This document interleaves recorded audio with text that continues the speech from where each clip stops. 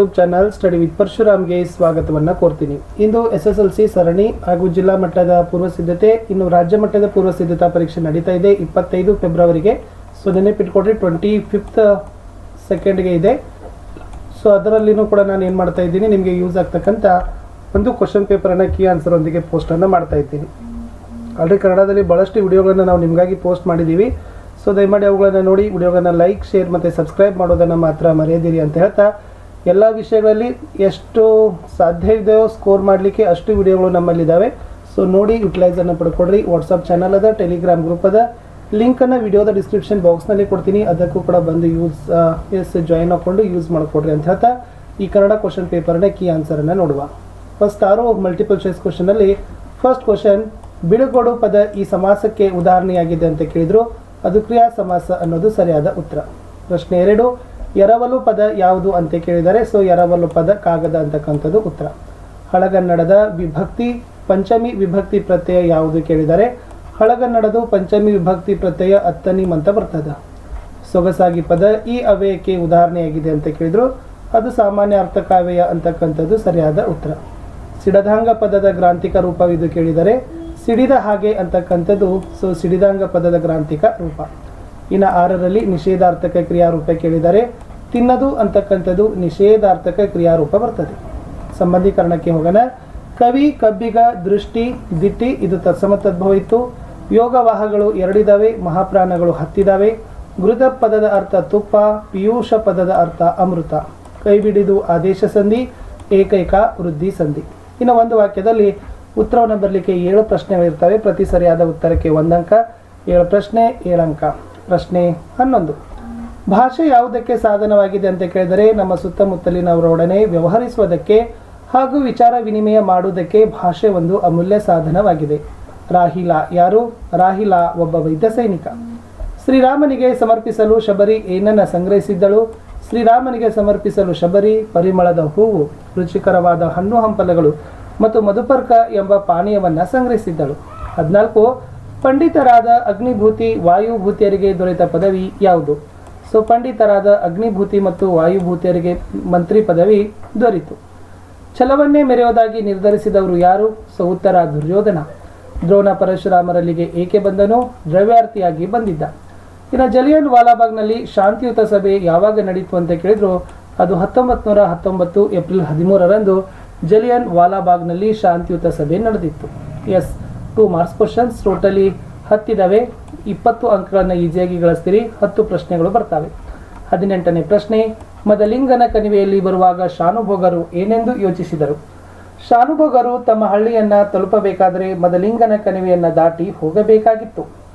ಅದು ಕಾಡು ದಾರಿ. ಆದರೂ ಬೆಳದಿಂಗಳ ದಿನ ಆ ಮದಲಿಂಗನ ಕಣಿವೆಯಲ್ಲಿ ಬರುವಾಗ ಸ್ವಲ್ಪ ದೊಡ್ಡ ಹೆಜ್ಜೆ ಹಾಕಿದರೆ ಊಟದ ಹೊತ್ತಿಗೆ ಊರು ಸೇರಿಕೊಳ್ಳಬಹುದು ಎಂದು ಯೋಚಿಸಿದ್ರು. 19ನೇ ಪ್ರಶ್ನೆ, ಮಹಿಳೆಯ ಅರ್ಥನಾದ ಕೇಳಿ ರಾಹಿಲನ ಮನದಲ್ಲಿ ಮೂಡಿದ ಪ್ರಶ್ನೆಗಳು ಯಾವುವು? ಮಹಿಳೆಯ ಅರ್ಥನಾದ ಕೇಳಿ ರಾಹಿಲನ ಮನದಲ್ಲಿ, ಅಯ್ಯೋ ಆ ಮಹಿಳೆ ಯಾವ ರೀತಿ ಅಪಾಯದಲ್ಲಿ ಸಿಲುಕಿದ್ದಾಳೆ, ಆ ಮನೆಯೊಳಗೆ ಏನು ಸಂಭವಿಸುತ್ತಿದೆ, ನಾನು ಈಗ ಆ ಮನೆಯ ಕದವನ್ನು ತಟ್ಟಿದರೆ ಪರಿಣಾಮ ಏನಾಗಬಹುದು, ವಿಮಾನ ದಾಳಿಯಿಂದ ತಪ್ಪಿಸಿಕೊಳ್ಳಲು ಬ್ಲಾಕ್ಔಟ್ ನಿಯಮ ಪಾಲಿಸಲಾಗುತ್ತಿದೆ, ಇಂತಹ ಈ ಸಮಯದಲ್ಲಿ ಆ ಮನೆಯೊಳಗೆ ಯಾವ ರೀತಿಯ ಕ್ರೌರ್ಯ ನಡೆಯುತ್ತಿದೆ ಎಂಬ ಪ್ರಶ್ನೆಗಳು ಮೂಡಿದವು. 20ನೇ ಪ್ರಶ್ನೆ, ಲಕ್ಷ್ಮಣನು ಅನ್ನನನ್ನ ಹೇಗೆ ಸಂತೈಸಿದನು ತಿಳಿಸಿ. ಲಕ್ಷ್ಮಣನು, ತಾಳಿಕೋ ಅನ್ನ ತಾಳಿಕೋ, ಸೂರ್ಯನೇ ಕಾಂತಿ ಕಳೆದುಕೊಂಡರೆ ಕಾಂತಿಯನ್ನ ನೀಡುವವರು ಯಾರು? ರಾಮನೇ ಧೈರ್ಯ ಕಳೆದುಕೊಂಡರೆ ಈ ಲೋಕಕ್ಕೆ ಸ್ಥೈರ್ಯ ನೀಡುವವರು ಯಾರು ಎಂದು ಅನ್ನನನ್ನು ಸಂತೈಸಿದನು. ಪ್ರಶ್ನೆ 21, ರಾಜ್ಯಸಭೆಯಲ್ಲಿ ಅಗ್ನಿಭೂತಿ ವಾಯುಭೂತಿಯರನ್ನ ಮೂರ್ಖರೆಂದು ತೀರ್ಮಾನಿಸಿದ್ದೇಕೆ? ಮಂತ್ರಿ ಸೋಮಶರ್ಮನ ಮರಣದ ನಂತರ ಕೆಲವು ದಿವಸಗಳ ನಂತರ ಆತನ ಮಕ್ಕಳಾದ ಅಗ್ನಿಭೂತಿ ಮತ್ತು ವಾಯುಭೂತಿಯರನ್ನ ರಾಜನು ಅರಮನೆಗೆ ಬರಮಾಡಿಕೊಂಡು, ನೀವು ಯಾವ ವಿದ್ಯೆಗಳನ್ನು ಬಲ್ಲಿರಿ ಎಂದು ಇಬ್ಬರನ್ನೂ ಕೇಳಿದಾಗ ಅವರು ತಲೆಯನ್ನು ತಗ್ಗಿಸಿ ಮರು ಮಾತನಾಡದೆ ಕಣ್ಣೀರನ್ನ ತುಂಬಿಕೊಂಡರು. ನೆಲದಲ್ಲಿ ಬರೆಯುತ್ತಿರಲು ರಾಜಸಭೆಯಲ್ಲಿ ಇದ್ದ ಎಲ್ಲರೂ, ಇವರು ಮೂರ್ಖರು, ಯಾವ ವಿದ್ಯೆಗಳನ್ನು ತಿಳಿಯರು, ಸಪ್ತ ವ್ಯಸನದಲ್ಲಿ ತೊಡಗಿರುವವರು ಎಂದು ತೀರ್ಮಾನಿಸಲಾಯಿತು. 22ನೇ ಪ್ರಶ್ನೆ, ಕುಂತಿ ಮಾದ್ರಿಯರು ಯಾರ್ಯಾರ ಅನುಗ್ರಹದಿಂದ ಮಕ್ಕಳನ್ನ ಪಡೆದರು? ಕುಂತಿ ಸೂರ್ಯದೇವನ ಅನುಗ್ರಹದಿಂದ ಕರ್ಣನನ್ನ, ಯಮಧರ್ಮನ ಅನುಗ್ರಹದಿಂದ ಧರ್ಮರಾಯನನ್ನ, ವಾಯುದೇವನ ಅನುಗ್ರಹದಿಂದ ಭೀಮನನ್ನ, ಇಂದ್ರದೇವನ ಅನುಗ್ರಹದಿಂದ ಅರ್ಜುನನನ್ನ ಪಡೆದಳು. ಮಾದ್ರಿ ಅಶ್ವಿನಿ ದೇವತೆಗಳ ಅನುಗ್ರಹದಿಂದ ನಕುಲ ಮತ್ತು ಸಹದೇವರನ್ನ ಪಡೆದಳು. ದೃಪದನು ದ್ರೋಣರಿಗೆ ಗರ್ವದಿಂದ ಹೇಳಿದ ಮಾತುಗಳು ಯಾವುವು? ದೃಪದನು, ನಿನ್ನನ್ನು ನಾನು ತಿಳಿಯೇನು ಎನ್ನಲು ನೀನು ಅದೆಲ್ಲಿ ಕಂಡಿದ್ದೀಯೋ? ರಾಜನಿಗೂ ಬ್ರಾಹ್ಮಣ ಔಷಧವನಿಗೂ ಯಾವ ವಿಧವಾದ ಗೆಳೆತನ? ಹೀಗೆ ಮನುಷ್ಯರಾದವರು ನಾಚಿಕೆ ಇಲ್ಲವರಾಗುತ್ತಾರೆಯೇ ಎಂಬ ಮಾತುಗಳನ್ನು ಆಡಿದರು. 24ನೇ ಪ್ರಶ್ನೆ, ಕ್ರಿಯಾ ಸ್ವಾತಂತ್ರ್ಯ ಎಂದರೇನು? ಕ್ರಿಯಾ ಸ್ವಾತಂತ್ರ್ಯ ಎಂದರೆ ತನಗೆ ಇಷ್ಟ ಬಂದ ಕೆಲಸ ಮಾಡಲು ವ್ಯಕ್ತಿಗೆ ಅವಕಾಶವಿರೋದು. ಅದು ಔಪಚಾರಿಕವಾಗಿ ವಾಸ್ತವಿಕವಾಗಿ ಜಾರಿಯಲ್ಲಿ ಇರಬೇಕು. ನಿರ್ದಿಷ್ಟ ಕಾರ್ಯಗಳನ್ನು ಮಾಡಲು ಇರುವ ಪರಿಣಾಮಕಾರಿಯಾದ ಸಾಮರ್ಥ್ಯವಾಗಬೇಕು. ಶೋಷಣೆ ಎಲ್ಲಿ ಇಲ್ಲವಾಗಿದೆಯೋ, ಒಂದು ವರ್ಗವು ಇನ್ನೊಂದು ವರ್ಗವನ್ನು ತುಳಿಯುತ್ತಿಲ್ಲವೋ, ಎಲ್ಲಿ ನಿರುದ್ಯೋಗವಿಲ್ಲವೋ, ಬಡತನವಿಲ್ಲವೋ, ಎಲ್ಲಿ ತನ್ನ ಕೆಲಸದ ಫಲವಾಗಿ ತನ್ನ ಕೆಲಸ, ಮನೆ, ಆಹಾರಗಳನ್ನು ಕಳೆದುಕೊಂಡು ಬಿಡುವ ಭೀತಿಗೆ ವ್ಯಕ್ತಿಗೆ ಇರುವುದಿಲ್ಲವೋ, ಅಲ್ಲಿ ನಿಜವಾದ ಕ್ರಿಯಾ ಸ್ವಾತಂತ್ರ್ಯ ಇದೆ ಎಂದು ಹೇಳಬಹುದು. 25ನೇ ಪ್ರಶ್ನೆ, ಭಗವಂತನಲ್ಲಿ ಶರಣಾಗುವ ಭಾವ ಅಕ್ಕ ಮಹಾದೇವಿಯ ವಚನಗಳಲ್ಲಿ ಹೇಗೆ ವ್ಯಕ್ತಗೊಂಡಿದೆ? ಚಂದನವನ್ನ ಕಡಿದು ಕೊರೆದು ತೇದರೂ ಅದು ಸುವಾಸನೆಯನ್ನು ನೀಡದೇ ಇರಲಾರದು. ಚಿನ್ನವನ್ನ ಕಡಿದು ತಿಕ್ಕಿದರೂ ಬೆಂಕಿಯಲ್ಲಿ ಹಾಕಿ ಕಾಯಿಸಿ ಬಡಿದರೂ ಅದು ತನ್ನ ಹೊಳಪನ್ನು ಕಳೆದುಕೊಳ್ಳೋದಿಲ್ಲ. ಕಬ್ಬನ್ನ ಗಿನ್ನಿಗೂ ತುಂಡರಿಸಿದರೂ, ಗಾನದಲ್ಲಿ ಹಾಕಿ ಅರೆದರೂ, ಬೆಂದು ಪಾನಕವಾಗಿ ಸಕ್ಕರೆಯಾದರೂ ಅದು ತನ್ನ ಸಿಹಿಯನ್ನ ಎಂದಿಗೂ ಕಳೆದುಕೊಳ್ಳೋದಿಲ್ಲ. ಹೀಗೆ ಮಾಡಿದ ಪಾಪ ಕಾರ್ಯಗಳನ್ನು ಭಗವಂತನ ಮುಂದೆ ಇಡದೆ ಕೊಂದರೂ ನಿನಗೆ ಶರಣು ಎನ್ನುವುದನ್ನು ಬಿಡೋದಿಲ್ಲ ಎಂದು ಭಗವಂತನಲ್ಲಿ ಶರಣಾಗುವ ಭಾವ ಅಕ್ಕ ಮಹಾದೇವಿಯ ವಚನದಲ್ಲಿ ಅಭಿವ್ಯಕ್ತಗೊಂಡಿದೆ. ಮುಂದಿನ ಪ್ರಶ್ನೆ, ಬಿಲ್ಲ ಹಬ್ಬ ಕೃತಿಯನ್ನು ರಚಿಸಿದ ವಾಸುದೇವ ಪ್ರಭು ಅವರಿಗೆ ಏನಾಯಿತು ಮತ್ತು ಅದನ್ನು ಅವರು ಹೇಗೆ ನಿವಾರಿಸಿಕೊಂಡರು? ತುಳುನಾಡಿನ ಸರ್ವಶ್ರೇಷ್ಠ ಯಕ್ಷಗಾನ ಕವಿಯಾದ ಮೂಲ್ಕಿಯ ವಾಸುದೇವ ಪ್ರಭು ಎಂಬುವರು ಬಿಲ್ಲ ಹಬ್ಬ ರಚಿಸುತ್ತಲೇ ಅವರಿಗೆ ಹುಚ್ಚು ಹಿಡಿಯಿತು. ಅನಂತರ ಸಮುದ್ರ ಮಥನವನ್ನು ರಚಿಸಿದ ಮೇಲೆ ಅವರ ಹುಚ್ಚು ಇಳಿಯಿತು. 27ನೇ ಪ್ರಶ್ನೆ, ಗುರುಪದೇಶದ ಗುಣಗಳನ್ನು ಪಟ್ಟಿ ಮಾಡಿರಿ. ಗುರುಪದೇಶ ಎಂದರೆ ಜನರ ಒಳ ಹೊರಗನ ಕೊಳೆಗಳನ್ನು ತೊಳೆದು ಬಿಡುವ ನೀರಿಲ್ಲದ ಮಿಹ, ತಲೆ ನೆರೆಯದೆ ಮೈ ಸುಕ್ಕುಗಟ್ಟದೆ ಮೂಡುವ ಮುಪ್ಪು, ಬೊಜ್ಜು ಬೆಳೆಯದೆ ಬರುವ ಗುರುತ್ವ, ಬಂಗಾರವಿಲ್ಲದೆ ಮಾಡಿದ ಬೆಲೆ ಬಾಳುವ ಕಿವಿಯೋಲೆ, ಪಂಜು ಇಲ್ಲದೆ ಬೆಳಕುವ ಬೆಳಕು, ಉದ್ವೇಗ ಭರಿಸದ ಜಾಗರಣೆ.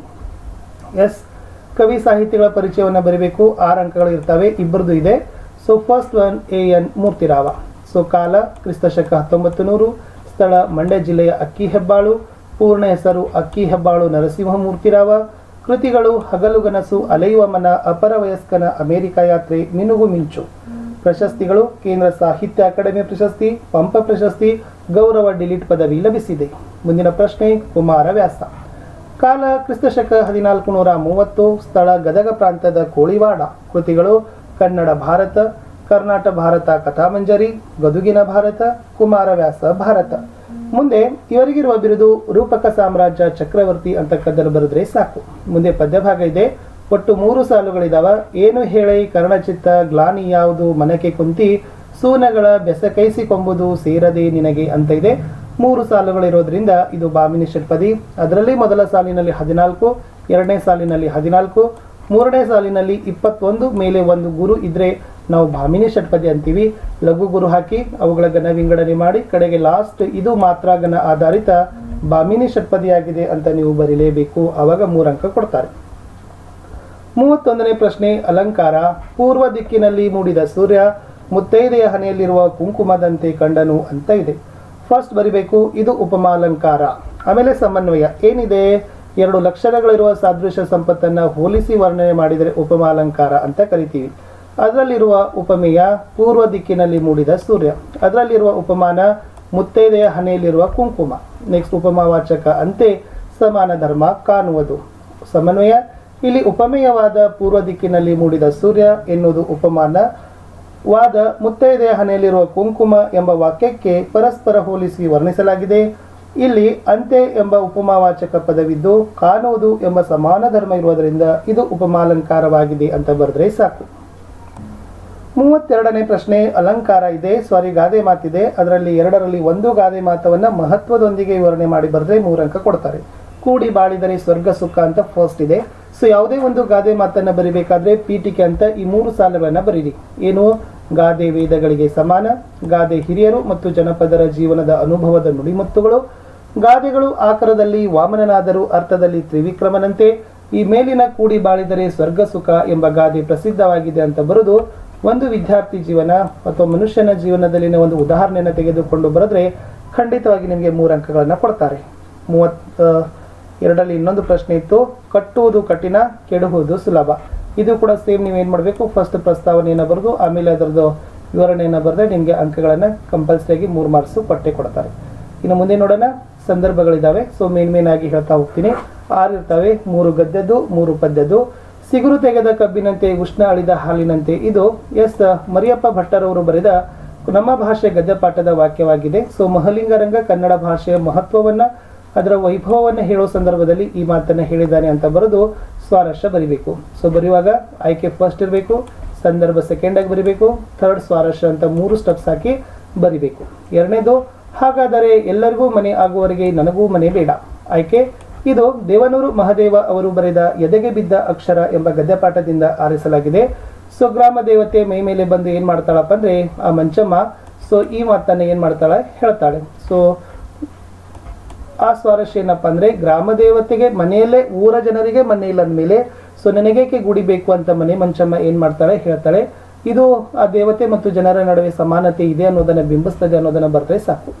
ನೆಕ್ಸ್ಟ್, ನಿಮ್ಮ ದೇಶದ ಗೌರವ ಕಾಯಿರಿ, ಇದು ದೊಡ್ಡದಾದ ರಾಷ್ಟ್ರ ಅಂತ ಇದೆ. ಇದು ಲಂಡನ್ ನಗರ ಅಂತಕ್ಕಂಥ ವಿಕ್ರು ಗೋಕಾಕ್ ಅವರು ಬರೆದ ಪ್ರವಾಸ ಕಥನ ಅಂತಕ್ಕಂಥ ಗದ್ಯಪಾಠದಿಂದ ಇದೆ. ಸೊ ಲೇಖಕರು ಏನ್ ಮಾಡ್ತಾರಪ್ಪ ಅಂತಂದ್ರೆ ಅವರು ಲಂಡನ್ ನಗರಕ್ಕೆ ಭೇಟಿಯನ್ನ ಕೊಟ್ಟಿರ್ತಾರೆ. ಆವಾಗ ಅಲ್ಲಿನ ಮೂರ್ತಿಗಳನ್ನು ನೋಡುವ ಸಂದರ್ಭದಲ್ಲಿ ಈ ಮಾತನ್ನ ಹೇಳ್ತಾರೆ ಅಂತಕ್ಕಂಥದ್ದು ಬರಿಬೇಕು. ಇನ್ನು ಮುಂದೆ 36ನೇ ಪ್ರಶ್ನೆ, ಪಾಂಡವರೊಳಿದ್ದು ಛಲಮನೆ ಮೆರುವೆಂ ಅಂತ ಇದೆ. ಸೊ ಛಲಮನೆ ಮೆರುವೆಂ ಅಂತಕ್ಕಂಥದ್ದೇ ರನ್ನ ಬರೆದ ಪದ್ಯಪಾಠದಿದೆ.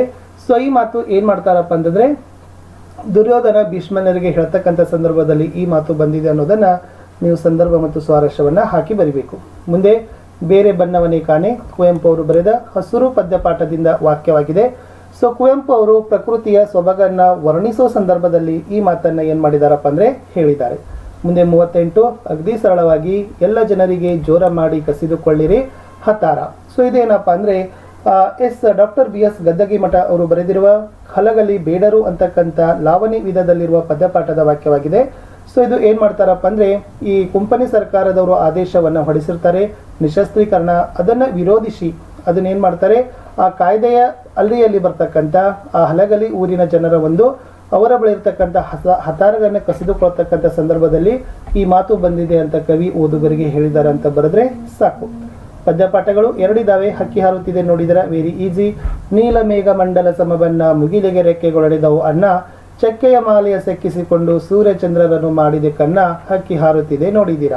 ಯುಗ ಯುಗಗಳ ಹಣೆ ಬರಹವರಿಸಿ ಮನ್ವಂತರಗಳ ಭಾಗ್ಯವ ತೆರೆಸಿ, ರೆಕ್ಕೆಯ ಬೀಸುತ್ತ ಚೇತನಗೊಳಿಸಿ ಹೊಸಗಾಲದ ಹಸು ಮಕ್ಕಳ ಹರಸಿ, ಹಕ್ಕಿ ಹಾರುತ್ತಿದೆ ನೋಡಿದಿರಾ ಅಂತ ಬರೆದ್ರೆ ಸಾಕು.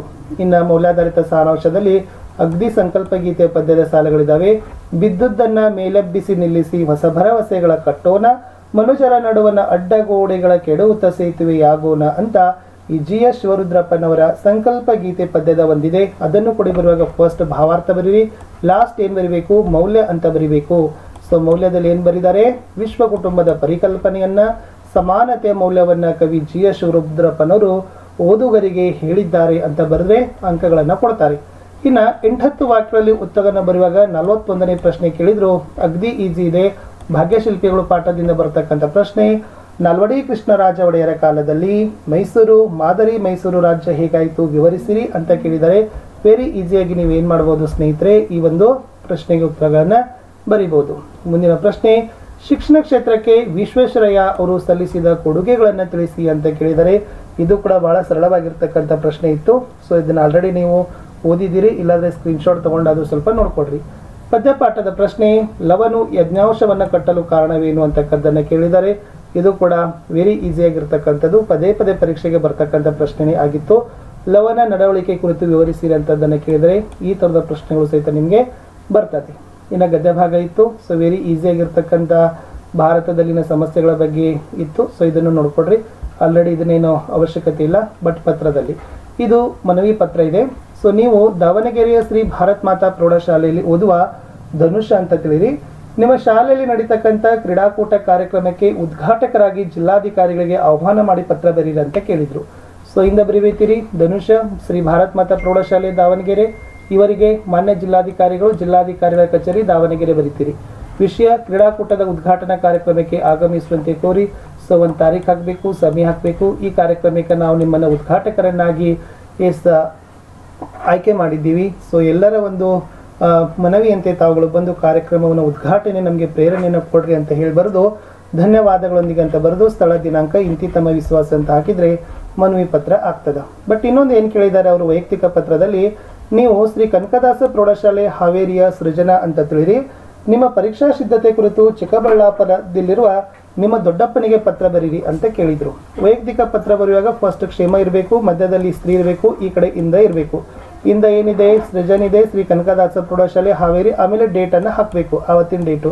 ಆಮೇಲೆ ಏನು ಬರೀತೀರಿ, ಪೂಜ್ಯ ತೀರ್ಥರೂಪ ಸಮಾನರಾದ ದೊಡ್ಡಪ್ಪನವರಿಗೆ ವಂದನೆಗಳು ಅಂತ ಬರೋದು.